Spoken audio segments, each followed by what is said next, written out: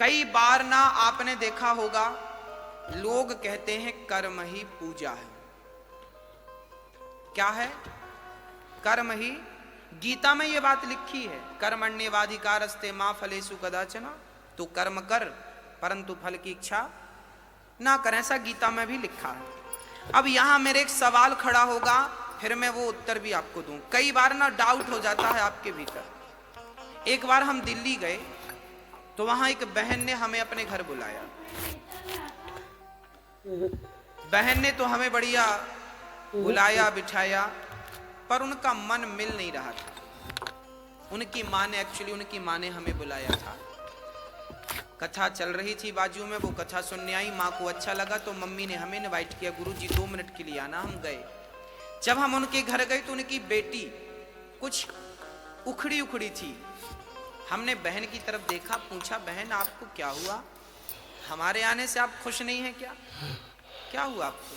आप बोले महाराज जी नहीं, हमारी माँ सत्संग करती है, कथा में जाती है, हमारा मन नहीं करता कथा में जाने का।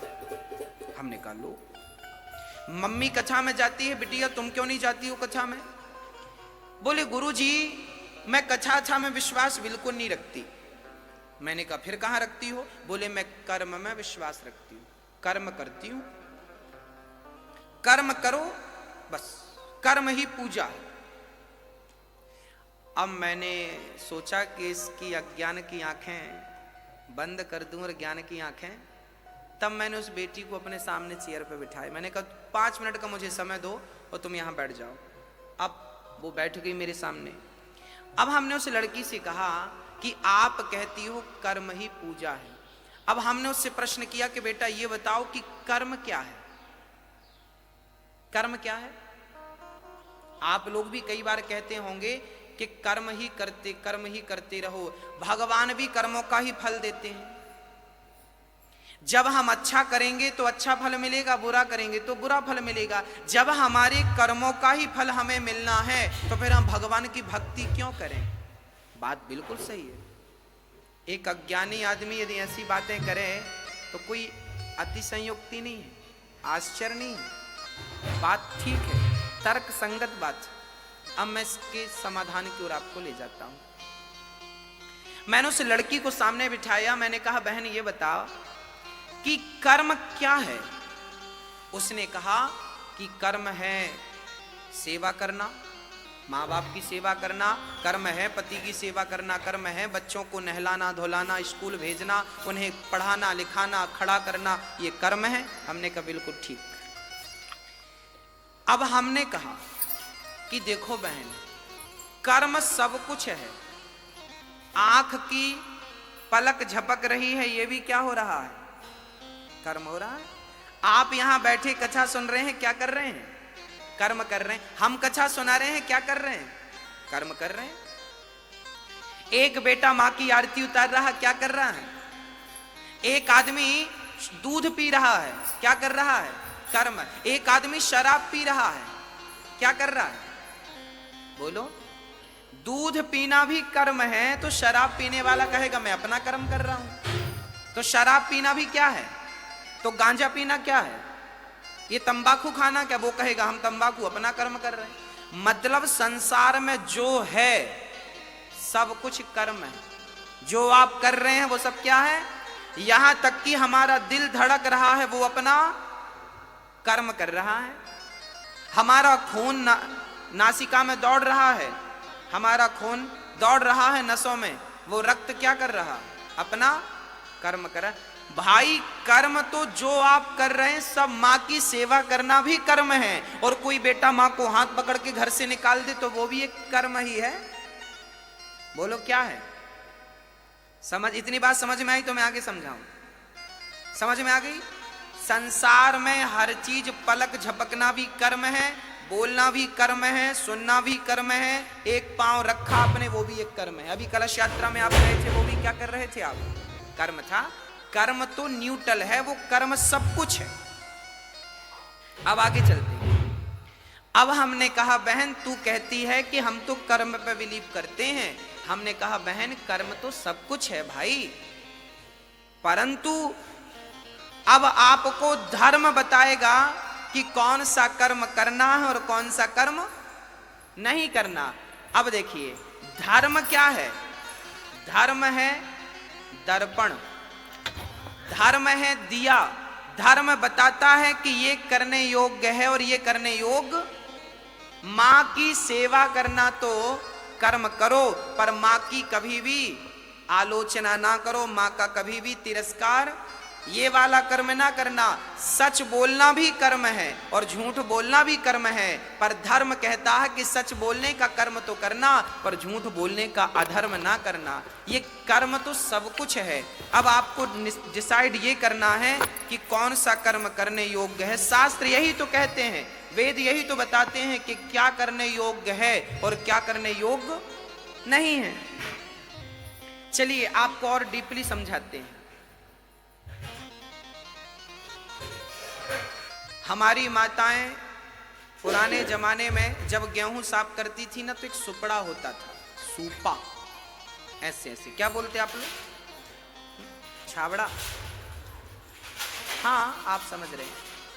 सूप बोलते, सूपा बोलते, सुपड़ा बोलते हैं, सारी चीजें। वो क्या होता है मेरी माँ, उससे ना हमारी माताएं गेहूं डालती हैं उसमें और साफ करती हैं। उसमें से क्या करती हैं, मिट्टी मिट्टी अलग हो जाती है, भूसी अलग हो जाती है। जैसे गेहूं जब लिया था सुपड़े में तो गंदा था, पर साफ करने के लिए सुपड़े को हिलाया तो साफ हो गया। ऐसे ही सारा कुछ कर्म है, पर जब धर्म का सुपड़ा आप लेकर उस कर्म को छानेंगे तो धर्म धर्म अलग हो जाएगा, अधर्म अधर्म अलग हो जाएगा, अच्छा अच्छा कर्म अलग होगा, बुरा बुरा कर्म। अब उसमें से क्या आपको करना और क्या आपको नहीं करना। अब आगे चलते हैं। अब प्रश्न ये खड़ा हो गया कि महाराज जी, जब अब गीता में और रामचरितमानस में लिखा है कि कोऊ ना काहू को सुख दुख कर दाता, निज कृत कर्म भोग सब भ्राता। ये रामचरितमानस में श्री लक्ष्मण जी निषाद राज को समझा रहे हैं कि कोऊ ना काहू को सुख दुख कर दाता। कोई किसी को सुख नहीं देता, कोई किसी को दुख नहीं देता। सुख दुख अपने कर्मों का ही फल है। जैसा कर्म करोगे वैसा, पेड़ बोए बबूल का तो आम कहां से आए, जैसी करनी वैसी भरनी। अच्छा कर्म करोगे अच्छा, बुरा कर्म करोगे। उस लड़की ने हमसे यह प्रश्न किया।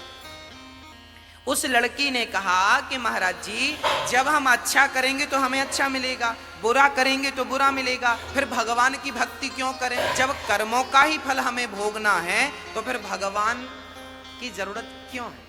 अब हमने उसको इस प्रश्न का उत्तर दिया। हमने कहा बहन बात ऐसी है, एक गुरु के दो चेले थे, एक गुरु के दो शिष्य थे। एक शिष्य वैश्या के घर जाता था और दूसरा शिष्य कथा में जाता था। एक कथा सुनता था, एक वैश्या का मुजरा देखता था, नाच देखता था। एक दिन वो वैश्या के घर से लौटा तो उसे ढेर सारा सोना रास्ते में पड़ा हुआ मिल गया, माला माल हो गया। और ये जो सत्संग करने गया था, ये बाहर गया तो इसके पांव पे लोहे की कील लग गई, आर पार हो गई, हड्डी फाड़ती हुई निकल गई, लोहे की कील। लंगड़ाता लंगड़ाता गुरु के पास गया, गुरुजी देखो आपके भगवान ने क्या किया, उनका न्याय गलत है क्या? गुरुजी ने कहा बेटा ऐसा तो नहीं है। तो चेले ने कहा कि वो वैश्या के घर जाता था, उसे सोना मिला, मैं सत्संग में जाता था तो लोहे की कील मिली। अरे भाई सोना तो मुझे मिलना था क्योंकि मैं सत्संग कर रहा था, और लोहे की कील तो उसे लगनी थी क्योंकि वो गलत कर रहा था। तब गुरुजी ने कहा बेटा तू भगवान के न्याय को समझता नहीं है, अब मैं तुझे ईश्वर का न्याय समझाता हूं। तब गुरुजी ने कहा बेटा ऐसा है कि तू वर्तमान को देखता है, तू प्रेजेंट में रहता है, जबकि परमात्मा जो भी देता है प्रेजेंट का नहीं भूत का देता है। बीता हुआ कल जो तुम्हारे साथ था उसका फल आज मिलेगा। समझाते हैं गुरुजी, बेटा बात ऐसी है कि जो वैश्या के घर जाता था ना, आज के दिन वो बहुत बड़ा राजा बनने वाला था, उसके भाग्य में राजगद्दी थी, पर वैश्या के घर जा जा करके उसने अपना सारा पुण्य नष्ट कर लिया। और उसे राजा बनना था, सोने चांदी के उसे खजाने मिलने थे, परंतु जब उसने वैश्या के घर जा जाकर अपना पुण्य नष्ट किया तो अब उसे इतना सा ही सोना मिला, उसी में उसको संतोष करना पड़ा। और तुझे आज के दिन तुझे मरना था, आज तेरी मृत्यु निश्चित थी, परंतु तूने सत्संग किया, भगवान की कथा सुनी, भगवान का नाम जपा, तो भगवान ने तेरी मृत्यु को लोहे के कील में ही तब्दील कर दिया। ये ईश्वर का न्याय है, ईश्वर का। तुम्हें तुम्हारे कर्मों का ही फल मिलेगा, याद रखना, तुम्हें तुम्हारे कर्मों का फल मिलेगा, परंतु भगवान यदि मेहरबान होंगे तो तुम्हारे भाग्य में, यदि सुदामा के भाग्य में जीवन भर की दरिद्रता थी, परंतु भगवान की शरण में गए तो वो दरिद्रता सुदामा के मरते दम तक दरिद्रता थी, पर जब भगवान की शरण में गए तो उस दरिद्रता को मिटाकर 2 लोकों का मालिक बना दिया कि नहीं? हाँ, तो परमात्मा की शरण में जब हम जाएंगे तो हम पापी हैं,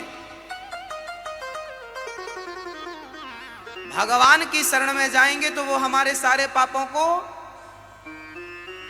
संसार भव सागर तुम पार नहीं कर सकते।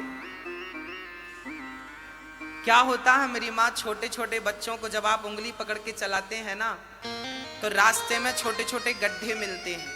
जब छोटे छोटे गड्ढे मिलते हैं तो मम्मी छोटे से बच्चे को क्या करती है? क्या करती है? गोद में लेती है और पार करा देती। गड्ढा पार हुआ तो फिर उतार देती है। जैसे माँ बच्चे को गड्ढा गोद में लेकर पार कराया, ऐसे भगवान की शरण में रहोगे तो भव सागर गोद में लेके पार करा देंगे, पता नहीं लगेगा कि कब पार हो गए। ये उनकी शरणागति में ही संभव है। हमारी और आपकी भक्ति में ताकत नहीं है कि हम उन्हें पा सकें। उनकी कृपा होगी तो उन्हें पाया जा सकता है, अन्यथा हम में ऐसी कोई खास बात, हम में कोई योग्यता नहीं है। ईश्वर को अकारण करुणा वरुणालय कहते हैं, जो अकारण करें। बिंदु जी महाराज लिखते हैं, न जाने कौन से गुण पर दयानिधि रीझ जाते हैं, यही सदग्रंथ कहते हैं और यही हरिभक्त गाते हैं। न जाने कौन से गुण पर दयानिधि रीझ जाते। इसलिए आप भी कर्म तो करिए, पर कर्म के साथ भगवान से जुड़े रहने में कोई नुकसान नहीं। कर्मों का फल तो मिलेगा, पर भगवान साथ में है तो तुम्हारे पक्ष में ही निर्णय होगा, बस ये मान लो। अर्जुन ने महाभारत लड़ा, क्या कृष्ण ने अर्जुन का गांडीव पकड़ के एक भी बाण चलाए? पूरे महाभारत में एक भी बाण चलाए क्या? पितामह भीष्म के सामने रथ का पहिया लेके दौड़े थे केवल एक बार बस। बाकी पूरे महाभारत में कृष्ण ने एक भी बाण किसी पर चलाए हो तो बताओ? नहीं चलाए ना। बिना बाण चलाए अर्जुन को क्या करते रहे? केवल मार्ग बताते रहे। कर्म तुझे ही करना पड़ेगा, पर तेरे कर्म के साथ जब गोविंद की कृपा जुड़ती है ना, तो कहते हैं ना, चलना तो एक पांव से भी होता है, पर दोनों पांव हो तो बात ही कुछ और है भक्तों। ऐसे पहला पांव है कर्म और दूसरा पांव है धर्म। तो कर्म भी ना छूटे और धर्म भी, दोनों। पक्षी को उड़ने के लिए एक पंख नहीं, 2 पंख चाहिए। हमारी भी जिंदगी में ये 2 पंख हैं, एक पंख है कर्म, दूसरा पंख है धर्म। इसलिए कर्म भी करो, पर किसके साथ रहकर करना है? किसके साथ रह के करना है? धर्म के साथ रहकर करना है, धर्म को नहीं छोड़ना। तो भगवान क्या करते हैं? तापत्रय विनाशाय दैहिक दैविक भौतिक तापा, दैहिक दैविक भौतिक तापा, राम राज्य का होना ही व्यापा, राम राज्य का होना ही व्यापा। 3 प्रकार के दुख हम सबके जीवन में होते हैं। कौन कौन से? दैहिक दैविक भौतिक, कोई तन दुखे कोई मन दुखी, कोई धन बिन रहत उदास, थोड़े थोड़े सब दुखे, सुखी राम के दास। इस संसार में सब दुखिया हैं। सुखिया कौन? कौन सुखिया? बोले जो भगवान की शरण में है वो सुखी है। अच्छा, एक बात और समझिएगा। एक मछुआरा था, मछली पकड़ने गया। उसने जाल कई बार फेंके, पर एक चतुर मछली थी कि उसके जाल पे फंसी ही नहीं। वो मछली बड़ी चतुर थी। कैसी थी? वो मछली मछुआरे के पांव के पास रहती। मछुआरा जाल डालता तो दूर डालता, ऐसे। कहां जाल डालता? दूर। और मछली थी उसके पांव के पास, चरणों के पास। तो जो दूर मछलियां थी वो तो फंस गईं, पर जो चरणों में मछली थी वो नहीं फंसी। बस भक्तों, सीधी सी बात आप समझ गए होंगे कि जो भगवान से दूरियां बना के रखते हैं वो तो दुखों के जाल में फंस जाते हैं, पर जो भगवान के चरणों में रहते हैं दुख बाल भी बांका नहीं करता उनका। इसलिए कभी भी किसी भी हाल में भगवान के चरण, भगवान की शरण ना छोड़िए। Hello friends, Radhe Radhe. आप सब कैसे हैं? आज की ये कथा दिल्ली की एक लड़की की है जिसने कथा में आकर गुरुजी से कुछ सवाल पूछे।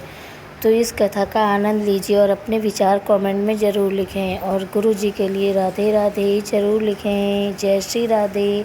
और मेरे चैनल को लाइक, सब्सक्राइब और शेयर करें, सपोर्ट करें। राधे राधे।